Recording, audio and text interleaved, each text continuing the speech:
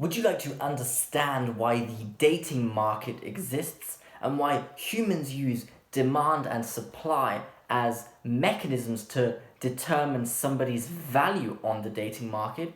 Then listen to this entire video where I go through different arguments on why this is the case. First of all, please give this video a thumbs up and subscribe to my channel if you'd like to learn more about dating, self-development, and how to reduce suffering in life. Let's go. So, a few weeks ago I made a video on the dating market and its underlying mechanisms, which are demand and supply. And humans use demand and supply to determine another person, potential partner's market value. And people's perceptions of somebody's value is strongly dependent on whether they are in demand by others. For example, if a man is surrounded by many attractive women, or through the supply, the degree to which they offer themselves. For example, for a woman it might be sex count, or a guy's sex count is a determining factor of their supply.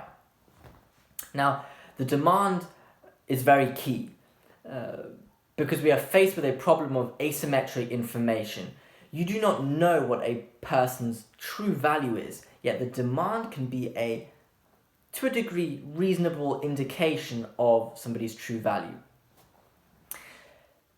And of course, we are assuming that people have different levels of value, and this may seem like an unethical statement because you're saying people are of different values, and that goes against the sort of egalitarian, I believe, mindset. However, I do think it is true people have different values in this concept. People have different levels of value because their value depends on their compatibility with you. And because you are an individual person and nobody else is like you, every person will have a different kind of value to you because everybody else is also an individual and totally different. Hence, if there's 7 billion people, you have 7 billion different levels of value. And we obviously don't know somebody's true value, as I said, because we do not know everything about them. Especially when you meet someone, you know very little. People are awfully complex beings, and even after knowing somebody for a year, there still may be many hidden stories or facets of a person that you weren't aware of their existence. Somebody may be a psychopath or have a personality disorder, but you do not know that necessarily upon meeting them or conversing with them. We need to find a way to quickly determine someone's value with a reasonable accuracy, and otherwise you'd sort of have to have an in-depth conversation with every single person in order to determine their value on this planet. And as I said, this is a problem of asymmetric information, or in business terms, it's a lemon problem, which I find quite funny. The seller, the person who is offering themselves as a partner, knows more about the product, which is themselves in this case, that they're offering, than you know. They know more than you about the product. In order to navigate this issue, you can use market dynamics to determine and estimate, hopefully accurately, to a degree accurately, this person's value. At least sort of make a simplification. Hence, we need to find these judgments, these set of criteria to simplify the world and simplify other people. And these simplifications are determined by market dynamics and forces like demand and supply. If a man is, for example, frequently surrounded by very attractive women, it is an indication that he is potentially of high value, because these women have communicated with him, they have conversed with him, and they must know more than you do, because let's say you haven't talked to the man yet. And the same goes for supply. If a person were of significantly high value, then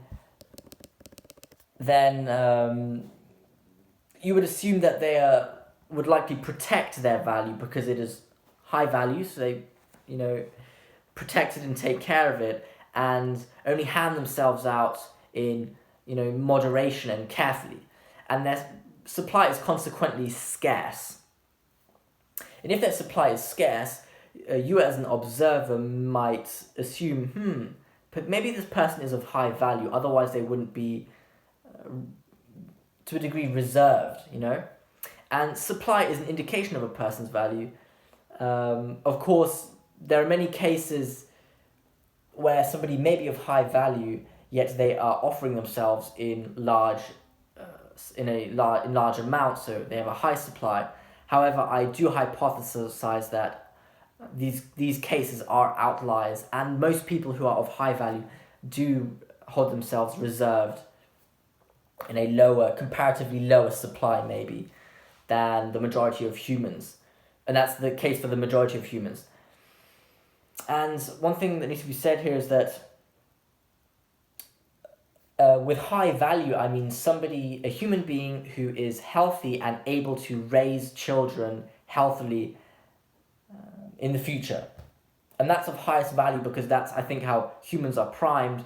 You know, the species wants to survive, hence it should propagate its genes, and that is best done by giving birth to and raising healthy children, because they have a higher rate of survival, because they are more likely to be able to adapt, because they are more switched on, they are healthy.